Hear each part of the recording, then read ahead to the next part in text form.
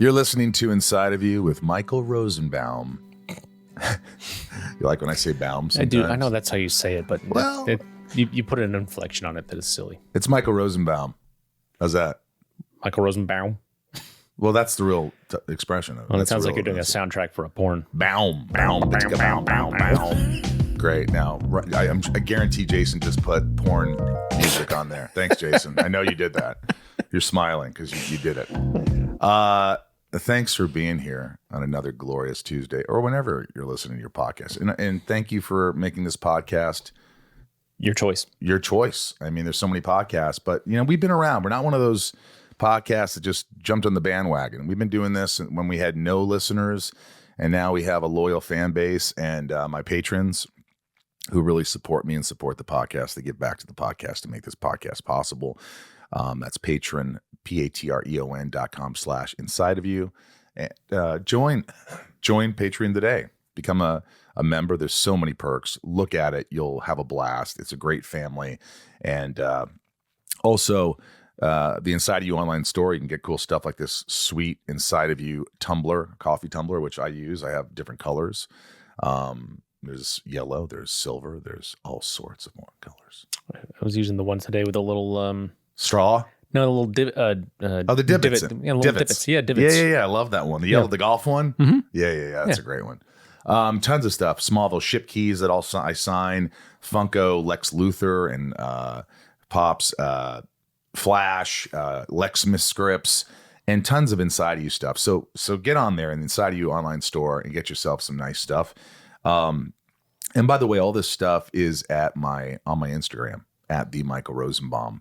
You just go to my link tree, shake the link tree, and it will show you the cons I'm going to, that me and Welling are going to and doing Smallville nights, and everything is on there. My Rosie's Puppy Fresh Breath, dog breath additive. You just add a little to water, tasteless, odorless. It's on there. Please check it out. It's on Amazon, and it really works. I love it. I use it on my dogs. And so much more on the link tree on my Instagram.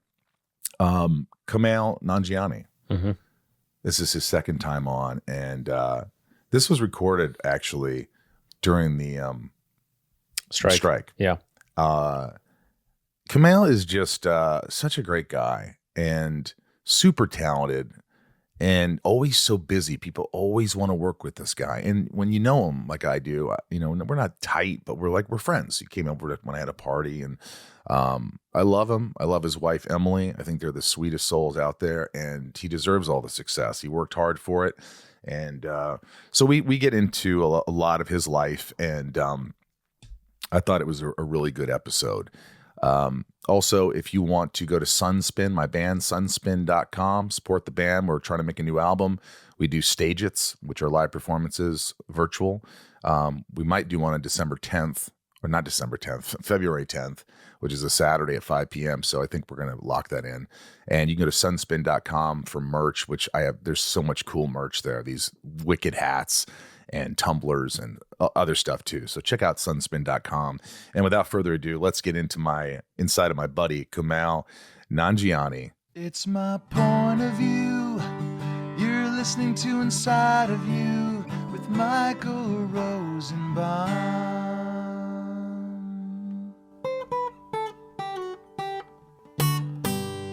Inside of You with Michael Rosenbaum was not recorded in front of a live studio audience.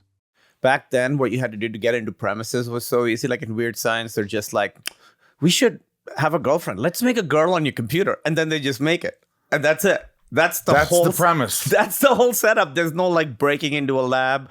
There's no lightning strike or magical amulet. Stories were simpler in the 80s. I mean, just getting into it was like, we know you just want to get to it, so let's just do it. It was also a different thing was like, now every character has to have some like backstory about why they are the way they are. And it has to be allegorical. Yeah, exactly. Gosh. Everything has to be thematic. And it's also like, this bad guy's not really a bad guy. He had a rough childhood. Like, sometimes I don't care. I just want someone to be really fucking evil, and that's it. Do you, though? Do you not want to have some, like, subtext, some, like, backstory on the evil guy so you, like, at least go, okay, because usually they're just bad. And I'm not always. I don't always want that. I do want it sometimes. Right. But sometimes, like, it's sort of this thing that became, like, these horror icons that we grew up with, like, all the big, Jason and all those guys who we love. And then at Right some next to point, you. yeah, Jason's next to me, Freddy's up there. It sort of became at some point like, well, how did they get this way? What happened to him? I'm like, I don't really care. Well, if I guess it's a slasher flick. But think about it. What if Michael Myers? Was there a backstory to Michael Myers? Really? Yeah, I mean, sort of. He was in an insane asylum. He's just the shape. He's just evil. So I actually like that backstory because they're like, no, Halloween, the Rob Zombie ones had backstory on him. He had a fucked up childhood. Whereas in the original one, Donald Pleasence is just like, this thing is evil. And that's it. And I thought that was cool. It gives me more, have my mind swim around in. Whereas, I think Rob Zombie is a great filmmaker. He does what he does. I just but sometimes feel like I don't need backstory on all the, Yeah, I agree. Brian Posehn, I think, had a really funny bit so about funny. Like Darth Vader's backstory. It's like, I just want to eat the ice cream. I don't want to know like what, did we churn the butter or whatever. I think there's a balance because I think with some things, having a bad guy who's a bad guy is good. But then sometimes I think this happens with like notes, we get notes from studios and stuff. And it'll always be like, well, what's the bad guy's deal? And then you spend all this time making the bad guy's fucking deal. And then suddenly you're like, true. Yeah, focusing on something that was never really part of your story, doesn't really care about it's taking away from moving the action forward. Yeah. I understand. Sometimes you just need an obstacle. You just need an antagonist, Like, do you love horror movies?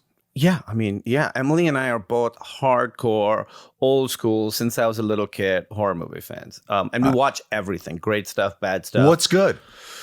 Did you see Talk to Me? That just came out? I liked it. Yeah. Okay. I thought Talk to Me was really good. It was good? Yeah, it was totally good. I liked the new Evil Dead, too.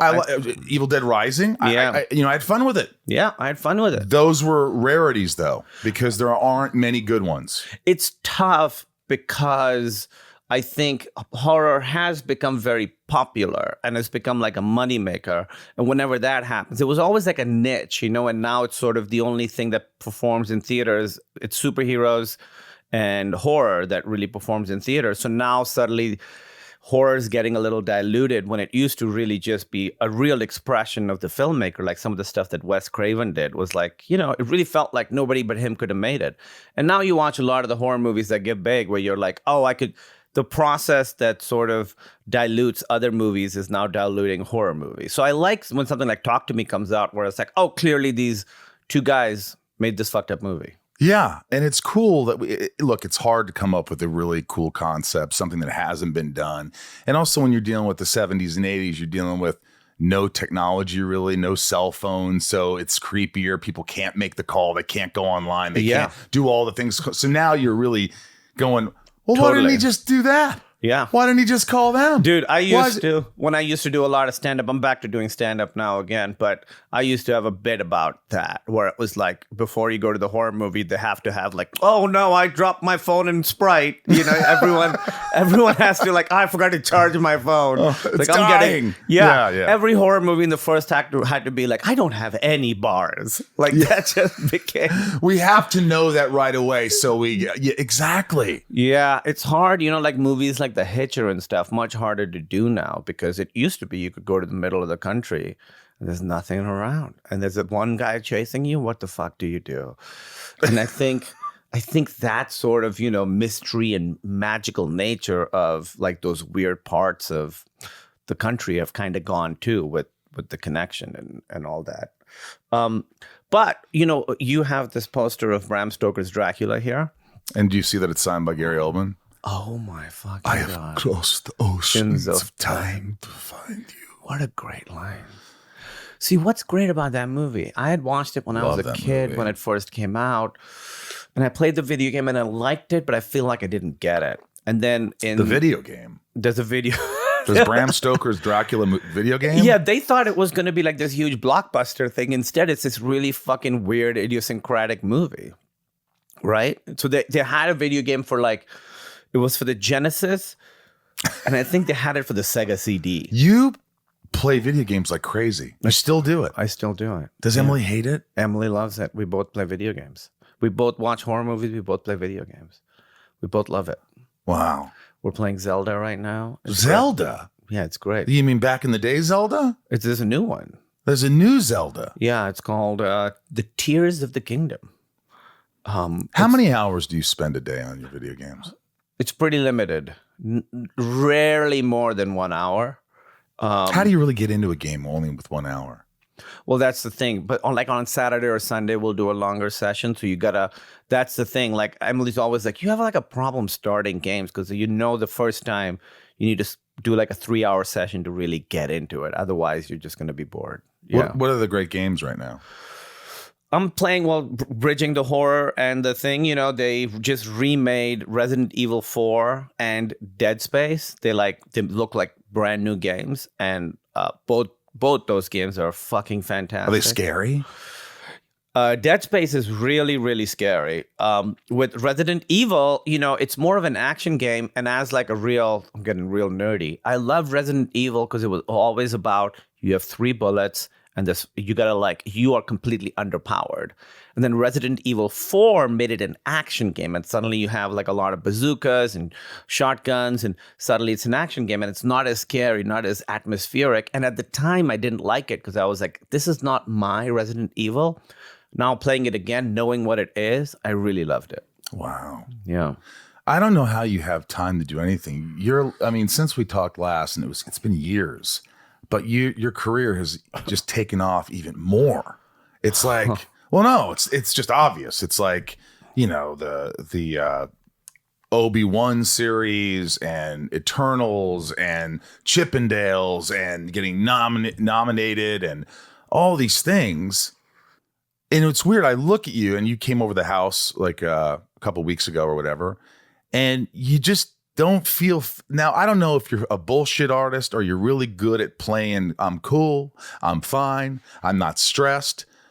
But I mean, even with the stress, how do you stress out? Do you freak out? Are you getting the anxiety? Are you overwhelmed by now being in, really up there now with all these opportunities? That's an interesting question. I do have anxiety, and it's been an issue for many, many years. And it was a few years ago actually where I realized like, oh, this is untenable. It's too much anxiety. And there was a few things I realized that I had associated work with stress and nerves and anxiety. And it had become like, because of stand-up, right before you go do stand-up, and that was the first work I did. You've done stand-up. So nervous. Your heart's beating, and I used to smoke, back then I would just be like smoke 4 cigarettes and drink a Red Bull and then go on stage completely like wired and so up. And so I sort of associated that body feeling with my work. And it was really hard for Emily, and it was really hard for me. And it was really... my work suffered. And I realized it was right before Eternals, actually, where I was like, this is by far the biggest thing I've ever done, maybe the biggest thing I'll ever do. This is so important to me. But if I'm like nervous or anxious about this, I'm going to choke the fuck out of it. So I need to relax. And so I started seeing a therapist and learned the ways to like really sort of let things go. And I've realized that when I'm relaxed, I'm better at my job. I'm better at acting. And now I'm better at stand-up. I'm a better husband. All that stuff.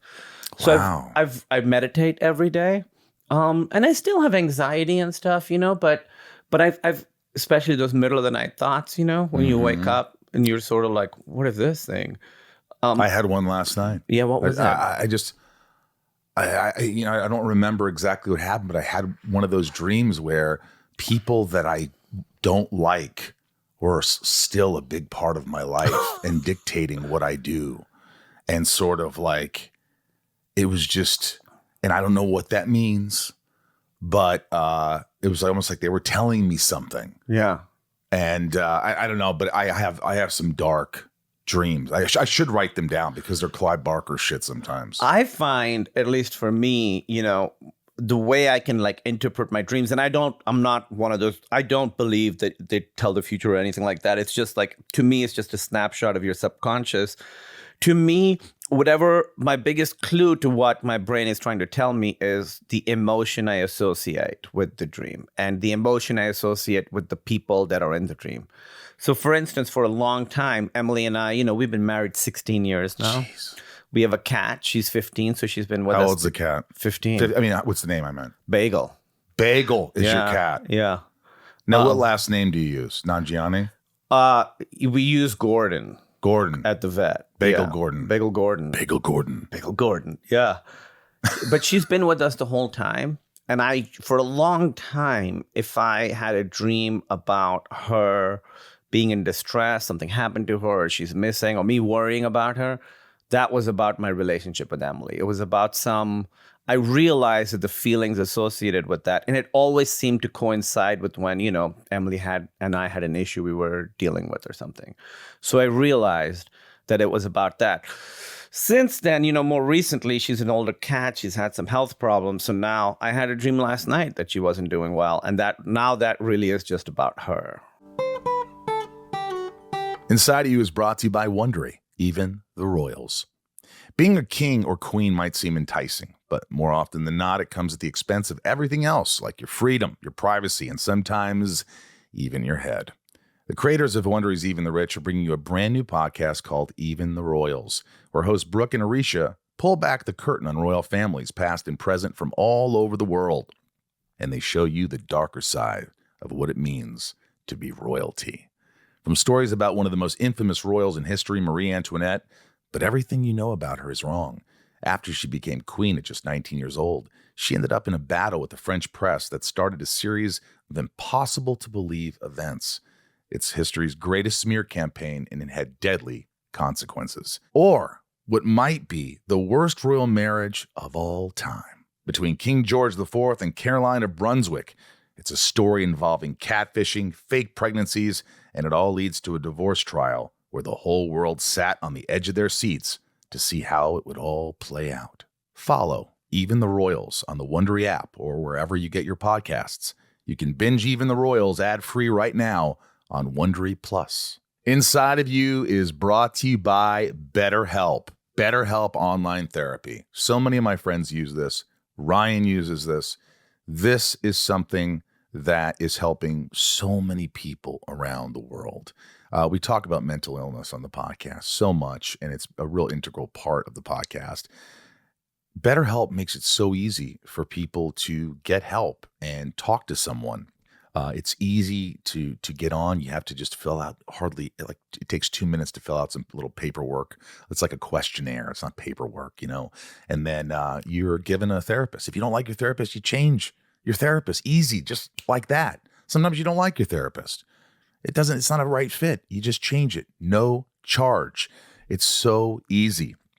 A common misconception about relationships is that they have to be easy to be right. But sometimes the best ones happen when both people put in the work to make them great.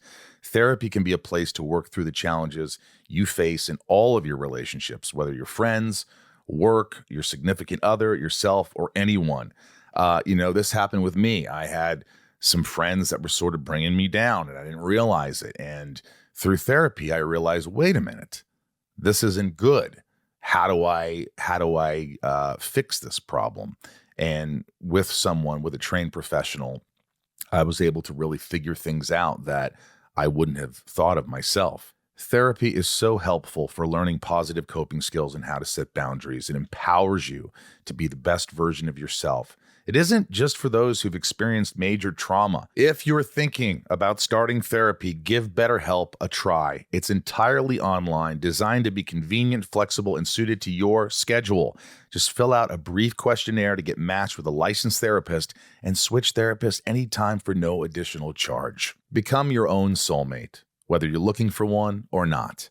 Visit betterhelp.com/inside today to get 10% off your first month. That's BetterHelp, HELP.com/inside. And you go to therapy every week? Yeah, I go basically every week. Right.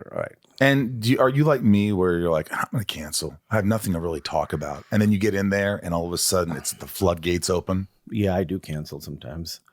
I do.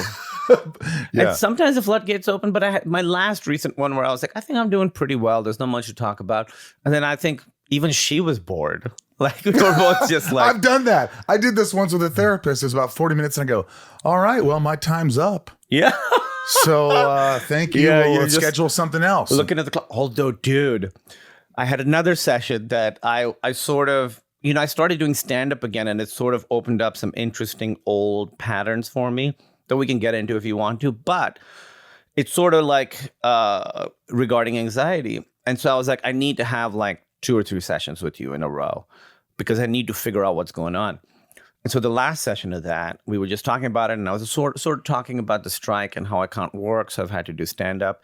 And she's like, describe yourself without using your profession or your work or what you do. And I had a panic attack. I was like, she's like, what are you if you're not like an actor, comedian, writer? I was like, I don't know. That's weird.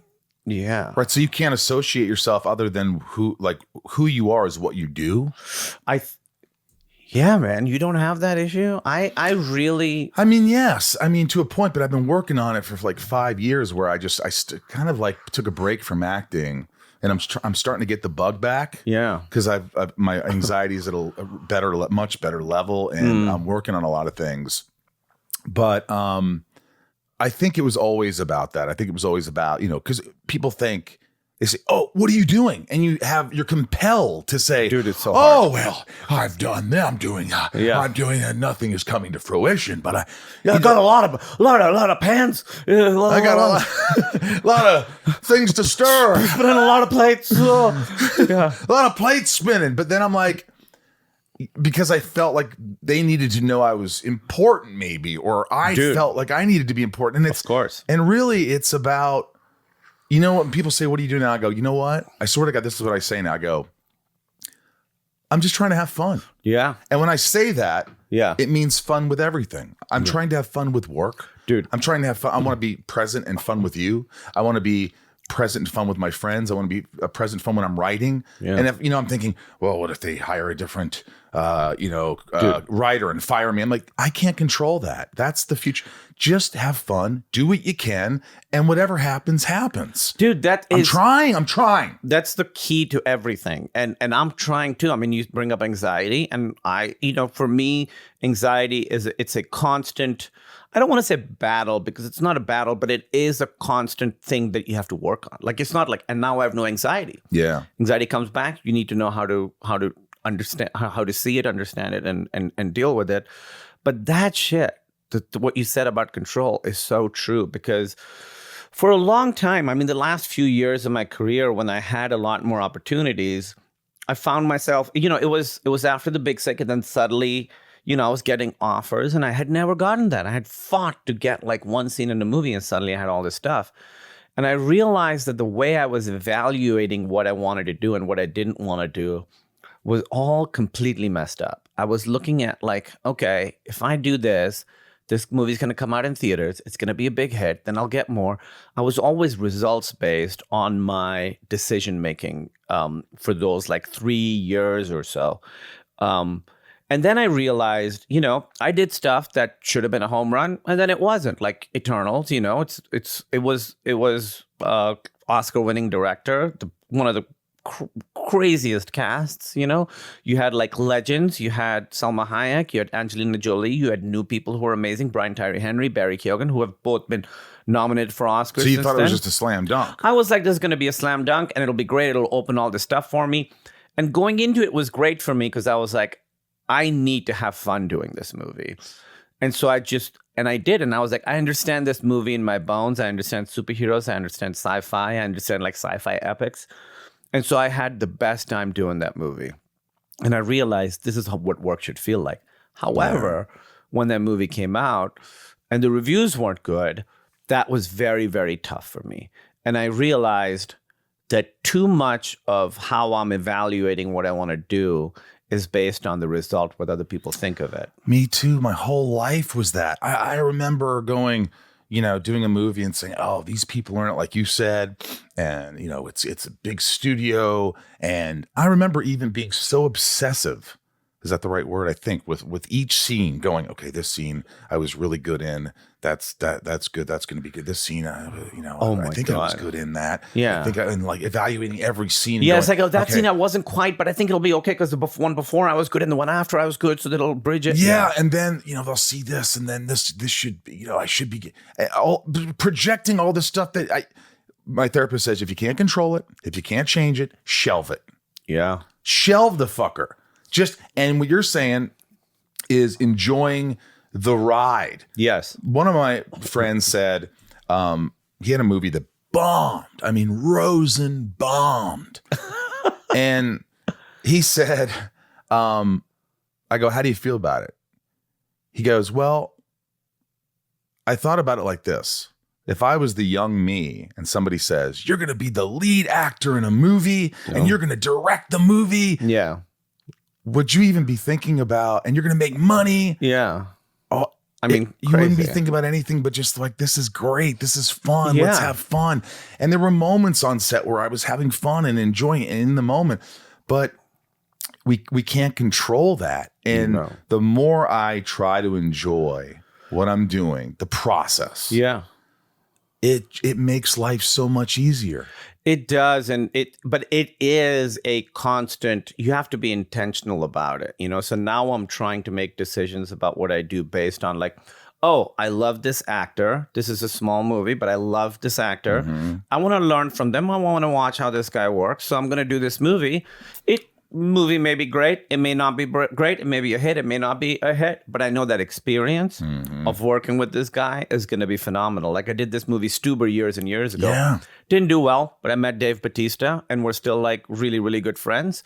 And it was worth doing that movie from just like that connection I made. Boy, he's blown up, huh? Yeah. I love it too. I text him. I'm like, I'm so damn proud of you because I remember having conversations even on the podcast. He's been on a couple times. And, when I saw Guardians, he was on Smallville years ago. I did not know that. And that's how we met. And one time I was at a convention and there was an announcement. Michael Rosenbaum, can you please go to the back somewhere? And I go, yeah, I'm about to leave on a plane. What's going on? They go, hey, Dave Bautista really wants to say hello to you. And I go, okay. And I went over and he's at a little private table or whatever in the back. He's doing like a private signing or something. I can't remember, but Dave, are you sure you want to see me? Yeah. Because I didn't really remember. He goes, you didn't remember? Yeah, man, I heard you were here and you were always just so nice on set. And I just remember you're such a really good guy. And I just wanted to say hi. Oh, man. And I just go, I love you. Yeah. I love you. Wow. And then I saw him, I think it was before that, when I saw him in Guardians, and it was really Guardians 2, his performance, I said, this guy's special. Yeah.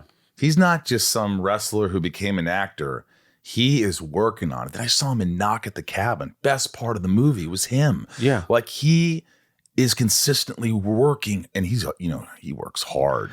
And I love it. I love seeing his success. I mean, I saw, what I sort of learned. I'm always like, if I get to work with amazing people, what's my like takeaway? And there can be many. And with him, it was like, oh, working hard is cool. You know what I mean? Yeah. Like as a stand-up, that's how I started. The whole thing of stand-up, at least the way we talked about it, was like working hard isn't cool. You have to it has to be effortless. It has to be whatever. I don't care. That sort of attitude was pretty big then when I was starting out. And that sort of seeped into it, even though I think in my bones, I'm a very hard worker, but I didn't want to present as that.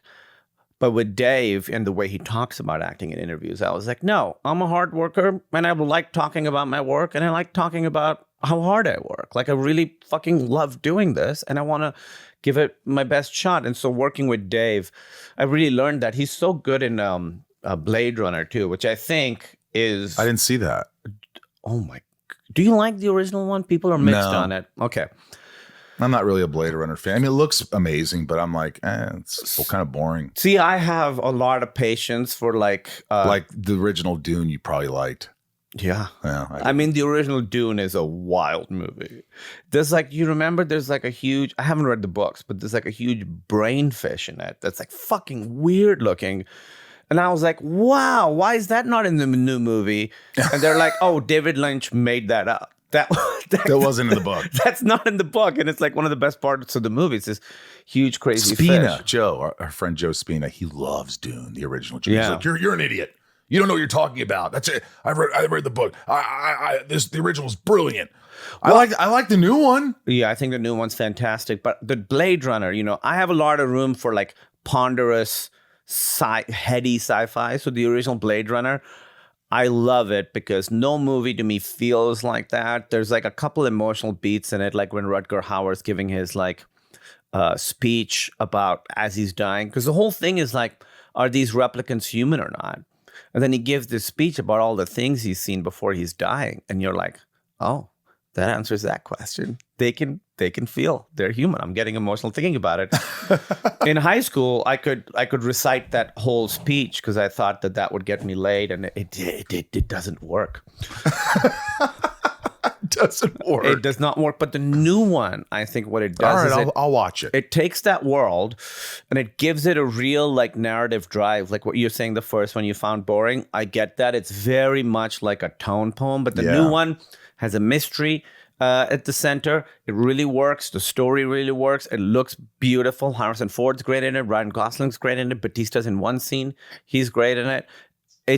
I think it's a phenomenal movie. When you talk about Eternals and it wasn't the response that you were hoping, how did that affect you? Did it really consume you for a while? Did it something you had to get counseling on? Is it something where you took it to heart? Like, was it me? What was this?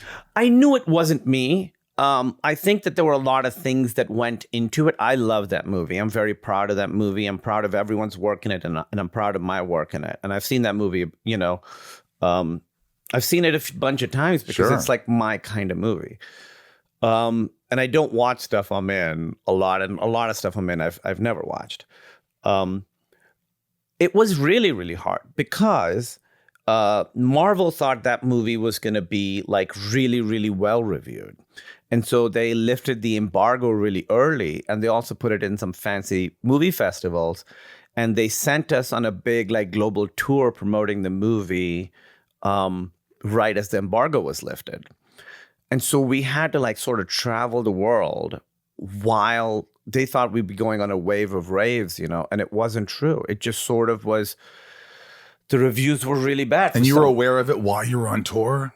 Yeah, I was too aware of it. I was reading every review. I was checking too much because this thing had become too much in my head, because this was also right after the pandemic, so we're coming out after this crazy thing, and I'm like, okay, this is gonna be the coming out party. I worked so hard for this, and everything's heightened. Your anxiety in life, everything's kind of like, and now this happens. Everything's heightened, and I don't know. I mean, I think that there was some weird soup in the atmosphere for why that movie got slammed so much, and I think not very much of it has to do with the actual quality of the movie. Anyway, it was really, really hard, and that's when I was like, hey, this is unfair to me. It's unfair to Emily. I can't approach my work this way anymore. Some shit's got to change. And so very intentionally, I did start counseling. I still talk to my therapist about that. Emily says that, obviously that I do have trauma from it. Emily and I just got dinner with someone else from that movie. And we were like, man, that was tough, wasn't it? He's like, yeah, that was really tough. I think we all went through something kind of similar. And then this guy that I'm talking about is like truly one of the best actors of our generation and has been nominated for an Oscar since then.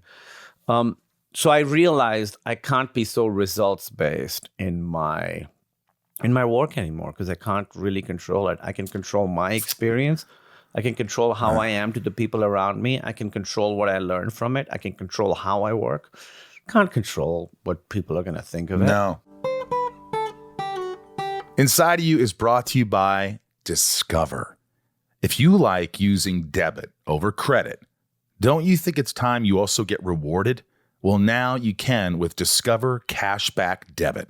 It's a checking account that rewards everyone with cash back on everyday purchases. Plus, there are no fees, period. We're talking date nights, thrifting the latest trends, nights out with your friends, and it's now earning you cash back with Discover Cashback Debit. Check out eligibility and terms at discover.com/cashbackdebit. Discover Bank, member FDIC. I on a smaller level, it was one of my first, it was my first movie really. And it was called Midnight in the Garden of Good and Evil. And it was with Clint Eastwood. And I played I had 2 scenes, but one was cut, but I had one big scene. Is that John Cusack? Yeah. I had like a 7-minute scene in the courtroom. And I really loved my performance. And I really liked the movie. And the script was a bestseller, John Barron. I think that was right. Yeah, that was a big movie. But it bombed. And I was like, how am I in one of the only Clint Eastwood movies to bomb? How am I, out of all his movies? It's like if this would have been a huge success, more people would, and it just, but a few casting people saw the movie and said, I like this kid, and it helped me out in ways. But I was like, oh, and then I did many movies that I thought were going to be, and then they buried us, or at the same weekend came other movies out, and then I look back and I go, I really love that movie, and I really enjoyed doing it, and the process was really fun, and that's what you gotta like. You can't predict success. No. All you can do is strive for it. All you can do is enjoy it. Yeah. You really have to enjoy it. We get to live our dreams. I mean, can you living our dreams? Yeah, man. we really are. And we are. I know it's a tough industry and there's a lot of fucked up about it. And a lot of it is based on how well things are doing and how well things aren't doing. But you can't control that and just be happy for the opportunities you have. I mean, it's still a struggle. I talk to my therapist about it a lot. I talk to Emily about it a lot. And does she go, oh, come on, Kumail? I mean, she says I have career dysmorphia, which I think is probably a little bit true. So I still have like that thing of like the underdog, like I'll show them what I got. Yeah, we all have that. Now that's healthy. I think it is healthy. I think that's a good thing. Well, part of the thing for me that I have to a little bit, what the chip on my shoulder about that specific thing is I'm a brown guy who's a comedy guy. And so it's very easy to get put into a certain kind of box. And then when you change the box, suddenly you're in a different box. And you're like, no, the point is I want to do shit I want to really challenge myself and learn and do shit I've never done before. And it's hard because in this business, for the most part, you are looking for other people to like see that in you, to give you that shot, validate you, and kind of give you, give you that shot, And so, to me, that's that. I just want to be like, all right, what can I do now that's like totally different from anything I've done before, or what can I do that combines a bunch of things that I've been learning the last few years in a new way? Yeah. So that's sort of how I try and make my decisions. Well, I think some people are, they do a part. And, they're good at that part and they continue to do stuff like that. And they don't have a big range and they get stuck sort of, But with you, I think after you've obviously proven yourself dramatically and comedically, not comically, comedically. Really? I'm not an English guy. Sometimes comically. You've really done a good job. Yeah. But I was thinking about this when you're, striving to be a comedian and going up every night and putting yourself out there.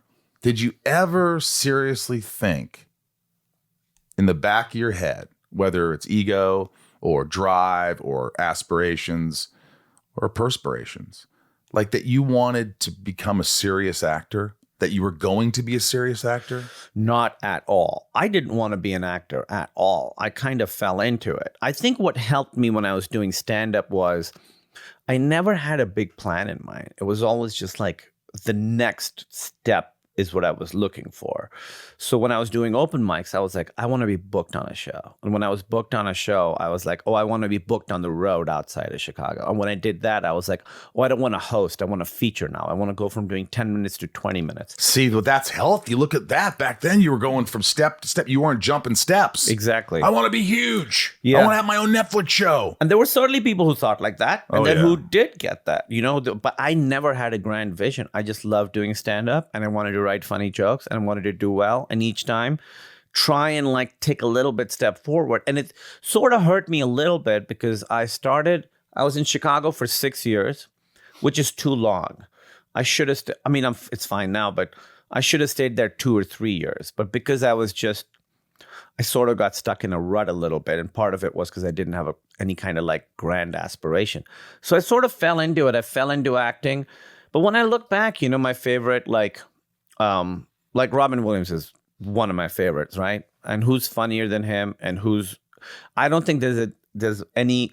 I can't think of a stand-up comedian who's pivoted to serious acting as successfully as he has, while still doing comedy. Like he was kind of going back and forth, but his like serious performances are so good and so varied. So as in my uncle always says, Robin Williams puts on a beard when he's serious.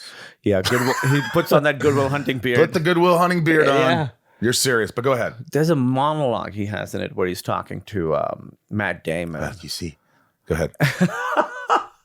You can do impressions. I don't do Robin Williams, but I'd like to. I could hear, I could see, I could see his mannerisms. I bet if I worked it, I could do it. Yeah. But go ahead. Some people have the ear for it, and I could do a lot of impressions, but not. I've never tried Robin Williams. Oh, that thing. Yeah. Yeah. He gives this monologue about, it's a very famous one when he's in the park and he's talking to Good Will Hunting, and he's sort of like, you know all these things, like you've read Shakespeare, but you've never been in a war. You've never seen your buddy like die in your arms. You could like quote sonnets about love, but you've never watched your loved one die of cancer. I'm getting emotional talking about it. Oh, wow. Is this really it's like a 7-minute monologue, and the first 5 minutes are just on Robin Williams' face. See how that affects you? I could see the tears in your eyes. Yeah. That really still lingers with you. That performance, you just channeled it. It's so open-hearted, that performance. I love it. And it's hardly a performance because it just feels like he's just telling the truth. Oh. And it's so magical. And it's so interesting because he can do that, which is very natural and very like open-hearted. And then he can also do Genie and Aladdin, which is very much a performance. Yeah. He's brilliant. He really is brilliant. I think one that you compare it to, but a lot of people will say I'm kind of weird, is Jim Carrey. Yeah, Jim Carrey. At times, there's been moments in Jim Carrey's career that I'm like, wow. Yeah. That was pretty impressive. Well, Jim Carrey, I think when he was in his like comedy zone, I don't think there was ever been any comedic actor who's beaten that. When he was like, the Ace Ventura, Dumb and Dumber. The Mask. I saw The Mask again recently. Holds up? Yeah.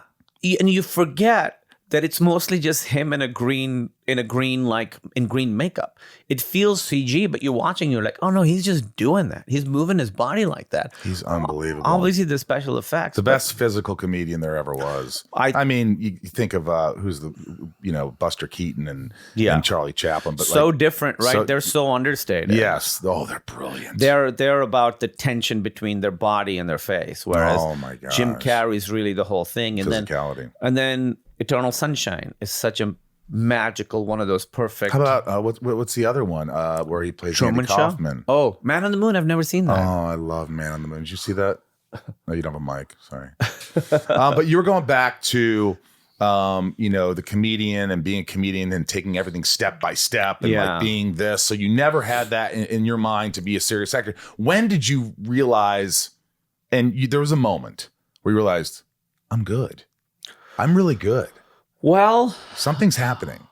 I'm good. I don't know. I feel I'm trying to. I still don't have. I really feel like I'm learning. I really am learning, and I can feel. I know the things that I don't know. That's a hard question to answer. Do you know you're good at least? Do you go? I know I'm good without being ego. Like people tell you, but you go. I must be doing something right, obviously. I do know, and I know when I'm good, and I know when I'm not quite as good. And even if other people can't tell, I can tell. And I know I can do more that I haven't shown yet and that I haven't learned yet. Like I'll watch a movie and I'll watch like a really, really great performance, and I'll be like, I want to be able to do that. I think I could. I'd have to work and really, but I'm like, I want to try and do that. I've done that where I look at someone and I go, there's 3 ways, maybe 2. I'm just spitballing here. But the first thing is I see some performance and I go, I could never do that. I totally That have is absolutely beyond the realm of my capabilities. a lot of like Jim Carrey, Robin Williams, those like comedic Well, performances. just certain performances that like, yeah, exactly. And then there's some times where I go, I could do that. Yeah. I could really do that. Yeah. Like, I'll be honest with you. It's not that I would be better. It's not that I would, for instance, Breaking Bad. But okay to say that you would be better. No, but Breaking Bad, Bryan Cranston, I watch and I go, he's fucking phenomenal. Could I do better? No. Could I play a part like that? Fuck yeah. How awesome is that? I would fucking love to play that. Yeah. The juxtaposition of good and bad and like, Yeah. and just kind of comical at times and stuff. I know I could do that. I know from the work I put in my life, I could do it. And what a great feeling. But I'm not saying I'm better than him or anything. I'm just saying I could play a part like that. Yeah. You know what I mean? Yeah. And that's how you feel, right? Yeah, sometimes, the hardest one, and this is me being petty, is when you watch a big thing and someone in a big thing and you're like, I could be better than that guy. Yeah. Oh, yeah. And I'm not talking actors at the level of Bryan Cranston. But I do that, but I go like this. I go, I could do so much better than this dude. And then I go, but he's so much better looking than me. I mean, that's what I usually say. That's part of it, he's isn't just it? so much hotter. There's also actors who I find, like, I certainly have my opinion on actors and acting. And there are certain actors where I'm like, everyone loves them. And I'm like, I could see all the choices you're making. I could I can see your script right now and what notes you've written on the side. You circle that. Yeah. And I could see every pivot you're doing. To me, the real magic, which I aspire to, is I don't know how that happened. And I think there was maybe one take where you did that. Or someone like Jack Nicholson who could do take after take from what you read that is just as good. And when you watch it, there's no seams. There's no decisions or choices. It's him just living, expressing. I think that comes back to what you said before, to be able to be really relaxed and confident in what you're doing. Yeah. Knowing that you can do it and just being, because there are actors who I call mirror actors who look in the mirror the night before and do the scene to the mirror. And this is the one way and the only way they're going to do it. Not taking account the other people, because acting is listening. So when you're talking to an actor, your response could be different every time depending on how they respond to you. Like I'm responding to you. And that's all of it. That to me is all of acting. And you have to be prepared to be malleable. Yeah. You must be present, like I'm trying to do in life. But I've worked with actors. I've worked with both kinds of actors. I've worked with actors who are in a bubble where you start working with them and you're like, oh, you've decided you've got some target you're trying to hit. And each take you're trying to hit that target. And I see what decisions you're making between takes. And I'm also seeing what notes you're getting and how you're taking those notes, Those actors, sometimes when you watch them, most people can't tell. There's big actors who work like that. Big, very successful actors. But when you're working with them, it's not that exciting. What is really exciting is when you're like, I don't know what you're going to do, but it's going to change what I'm going to do, and that's going to change what you're going to do, and every take's going to be different. When we did The Big Sick, worked with Holly Hunter, right, who's one of the greats. One of the greats. Every take, all 28 days of our shoot, or 26 days of our shoot, no, it was like a 5-week shoot. Every take was completely different. There's a big scene in it where her and Ray Romano, who plays her husband, have this big argument in the hospital, and it's everyone's got to be there, Remember, yeah. They can't really yell at each other. It's in the waiting room, right? It's in the waiting room. Yeah. One thing was interesting was her and Ray rehearsed that on set, and they'd rehearsed already on their own 14 times because they're blocking it as they're going. And I'm also a producer on the movie, so I'm like, fucking, we're going to go to lunch. What are we going to do? So 14 takes we do. 14 rehearsals, literally. And then Holly's like, all right, let's shoot. Because the whole time we're like, let's fucking shoot. You guys are so good. Let's shoot. Okay, let's shoot. And the AD goes rolling. And she lays down on the floor of this hospital. That's a real hospital. And closes her eyes. And everyone's just silently looking at this. It's completely quiet. And she's just laying in the middle of the floor. Holy shit, what is she doing? What is going on? And I guess then the AD's like, cut, I guess. And for 5 minutes, she lays there completely still. And then she wakes up and she's like, all right, let's shoot. And then they do 3 takes. Each take is completely different. And she crushes it, and Ray crushes it, and it's great. And 3, we make our day, you know? And then that was like one of the first days of shooting. So then a week later, now I've gotten to know her. We're shooting the scene in the middle of the night where we have to eat. And I was like, I got to ask you, when you laid down in the middle of the floor, what were you doing? And she said, I was just relaxing. She was just forgetting everything. You know what? I think that's so important. I don't think we tell ourselves or allow ourselves to relax before things. We're all tense, cameras rolling, makeup there. All right, makeup out. You got to find that space. Yeah. You got to take your moment. Yeah. You take it. Actors ready? Give me a minute, please. Yeah. Take your moment. Get in the zone. Yeah. Breathe. Do whatever it takes. I remember Quentin Tarantino. I watched this interview, and I don't think anybody else has ever seen this interview, but it was like it was on TV. And he goes, the interviewer says, "What do you like with actors? What kind of advice would you give actors or something?" And he goes, "Oh, excuse me, could you zoom in? Can you zoom in on my face?" And the camera guy zooms in on him. And he goes, "Listen, you guys don't know how much power you have. In an audition, it's your time. You guys, it's yours. You're bringing whatever it is." And he goes off on this thing. It's like, this is, and he filled me with confidence. Yeah. Like, this is you. This is your power. This is your time to shine. You do what you want. Yeah. And, and he goes on about that. And I was just like, holy shit. Like when you can actually relax and you're more capable, I think, of doing the things you want to do. You really are. And I had this two things. One little quick thing when I was doing Chippendales, you know, I was working with Anna Lee Ashford, who's like one of the best actors I've ever worked with. And every take is different and exciting. I love that.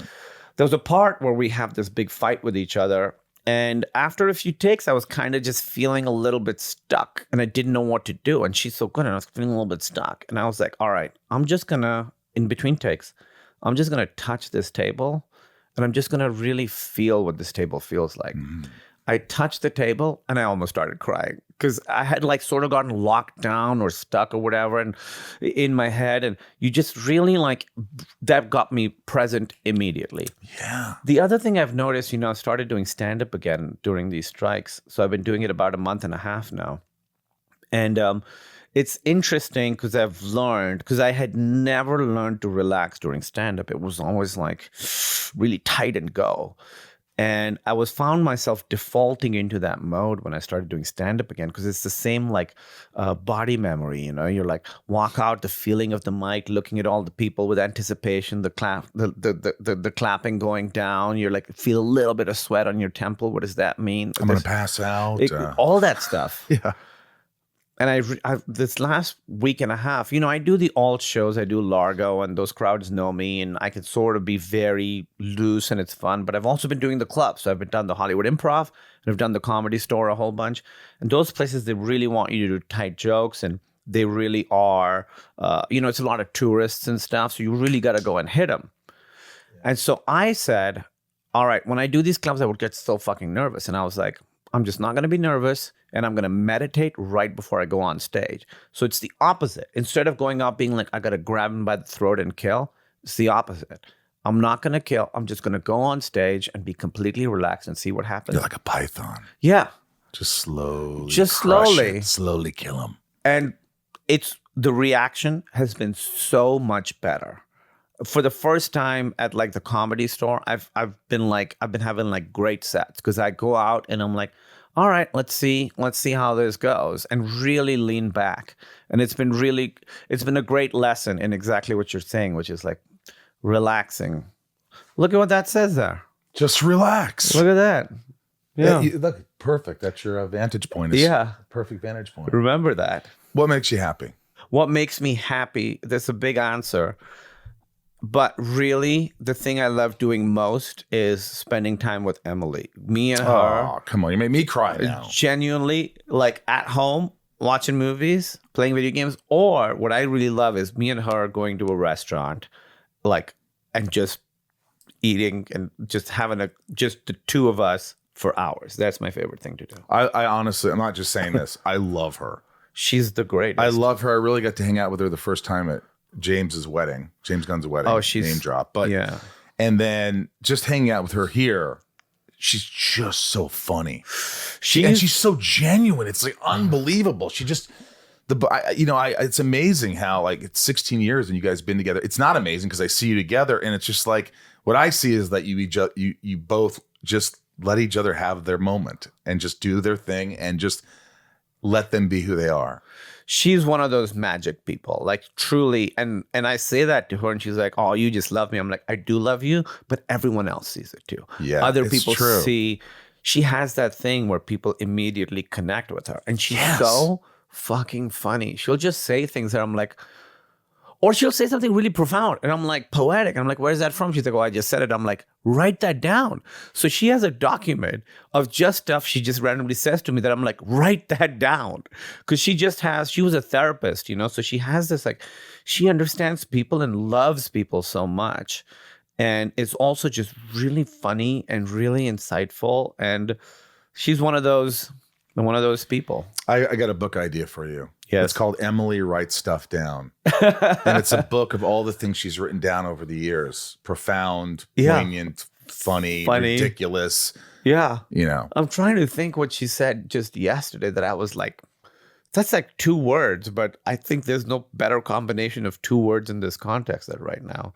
I'd have to like look through my text, but she's just so, I'll be like, what is that, who quoted that? I'm like, I just said it. Is that anything? I'm like, yeah, that's like the coolest thing I've heard in weeks. It sounds like we talk about listening is the most important thing, obviously, in acting. Yeah. But I'm not married. I'm single. I'm figuring it out. Just that's all I'll say. But would you say that that's the number one thing in a marriage to keep it healthy? It's the hardest. It's going to sound the most pat and the most like, but the most like cliche, communication. There is nothing listening and telling each other what's really going on inside. That's the most important thing, genuinely. Because for a long time, I would keep stuff from her. I have a job coming up. I'm scared. I'm nervous. What if I can't do this? What if I'm not good enough? I just keep that inside because if I say it, it becomes real. I found if I just say it to her, like, hey, just so you know, I'm scared about this thing coming up. I don't know if I can do it. It actually takes its power away. And so really telling each other what's going on inside, by far, the biggest breakthrough we've had in our marriage is that, and it sounds so, it sounds cliche, like I said, but you really have to be intentional about it. There was a time where we were like, every day, both of us have to say 3 things to each other. This was when we went to couples therapy. 3 things to each other that are vulnerable, genuinely vulnerable. And so we did that exercise for a few weeks, and it was fucking great. Vulnerable. Yeah. I of course think of me saying that to someone. Yeah. I immediately thought of like, what would I say every day? 3 new things that they can be big things or small things. Sorry about premature ejaculation. Yeah, sure. That's embarrassing. That's vulnerable. It is. Sorry for always crying during movies. Do you cry during movies? No, but you do. I do. I've started to. No, I do cry. I do cry. I get emotional. I get emotional when it reflects something that's happened in my life, or it's parallel to things that I have witnessed as a child or as an adult, and I can relate, or victims or whatever, or people in general. When it's real, it can be pretty visceral. Yeah, I mean, that's the magic of what we get to do, right? Like when it's good, you really you're like, people can see themselves. Emily says that she does what she does because she wants to make people feel less lonely, because loneliness comes from not sharing yourself, and wow. And you see people going through the same things you go through. Look at this. And you realize, oh, we have a visitor. Oh, but finish that. That was an important thought. That is, what a beautiful. Hold on, go say hello. Come out. Hi. How beautiful. Come here. How beautiful are you? Hi, baby. Hi. All right, get out, guys. Get out. Get out. Come on. In the middle of an interview. Are they Jeez, like how best buds? unprofessional. Hi. The Blanche is my beauty. She's 5. Look at this guy. Oh my god. You know what? This is a great way to end the interview, isn't it? I mean, there's no better way. I to mean, end you the have to. interview. You can plan and stuff, and then suddenly You can't plan this. beautiful dogs. Kumail, walking. you're a What are you gonna beautiful do? man. This has Oh, been you- a real treat. Will you come back again Oh, sometime? of course. This is so Anytime. easy. It's Yeah, so of easy. course, of course, You're anytime. so open. Yeah. I love you. I love you, buddy. All right. Bye. What else can you say about the guy? I mean, Funny, smart, talented, he's the real handsome. deal. He's all the things. He's the real deal. That was a cool one. He's one of those guys that I've been watching for a long time. It also was cool to see him in the flesh, and cool that he's, a good soul. A good egg. A good He's egg. really a good egg. I've had Yeah. some good conversations with him, and he's just got a big heart and a dark sense of humor too, which I love. Yeah. I like that you can just talk, how his mind works. It's, you could say something so really funny and dark and then say something so beautiful at the same time. And Emily is a genius. Oh, She's yeah. his wife. I freaking love her. She's, she and I have some good laughs. Thank you for listening to that. And make sure you follow us on our handles and all that at Inside of You Podcast on Instagram and Facebook, at Inside of You Pod on the Twitter. And support the podcast. Go to patreon.com/Inside of You and join today, and you can give back. You guys keep the show alive. So whether it's $1 a month or $5 and whatever it is, but the top tiers here give a lot, and they get their names wrote out and other stuff. So we're going to jump into that now. We're going to do the top tier podcast shout outs, top tier patrons. I love these guys, and I love all my patrons. So let's just do that. Patreon.com/Inside of You. Let's go. Why don't you lead us off with old Nancy D? Nancy D, Leah and Kristen, Little Lisa, Yukiko, Jill E, Brian H, Nico P, Robert B, Jason W, Sophie M, Raj C, Jennifer N, Stacy L, Jamal F, Janelle B. Yes, we're doing a YouTube live, so make sure you guys get on that. And my YouTube live is next week, and then I'm gonna schedule a Zoom with the top tier patrons, so you guys be aware of that. And also, if you send messages, I know on Google, I don't check them often, but I appreciate them. Sometimes they're so long I can't really respond. But I do look at them, and I do appreciate it. If I don't respond to you, I still do look at them. So it's just hard to respond to everybody. I get so many messages, and I appreciate you. Mike E. Eldon Supremo, 99 more. Hello, Dan. Hello, 99 more. Santiago M. I can't wait till Glover gets his statue. Leanne P. Maddie S. Belinda N. Dave H. Sheila G. Brad D. Ray H. Tabitha T, Tom N, Talia M, Betsy D, Rhiannon C, Corey K, Dev Nexon. Michelle A, Jeremy C, Brandy D, Eugene and Leah, Corey, Mel S, Christine S, Eric H, Shane R, Andrew M, Oracle, Amanda R, Kevin E, Stephanie K, Jor L, Jammin J, Leanne J, and Luna R. Mike F, Stonehenge, Brian L, Jules M, Kendall L, Jessica B. Kyle. No, that was still me. No, all right, whatever. I know, I was slow. Kyle, I was thinking of an impression. Kyle F, Kaylee J, Brian A, Marion Louise L, Romeo the Band, Frank B, Jen T, Nikki L, April R M, Randy S, JDW, Oral P, Rachel D. Lorelai L, Melissa H. Lorelai. Nick W, Stephanie and Evan, Charlene A, Don G, Jenny B, John. It's just John. Just John. Just It's John. not just John. It's John. It's not John. It's John. There's only Hey, everybody. It's John. John. Well, John. Jennifer R. Tina E. MG Tracy. Junie's relatively new. And Tasha S. That's some newbies. I love that people are like, sometimes I look and I'm like, oh my gosh, I have another top tier or another patron, and I try to send messages and stuff. So it's cool. Patreon.com/Inside of You. Thank you for listening. As always, we'll try to bring you the best guests we can and give you the best conversations, and hopefully it will help, and hopefully you'll enjoy it. And thank you from the Hollywood Hills in Hollywood, California. I am Michael Rosenbaum. I'm Ryan Tails. We're doing this voice again. Yes, we are. We'll do a little wave to the camera. Thank you guys. Always. I love you. And just be good to yourself. I'll see you.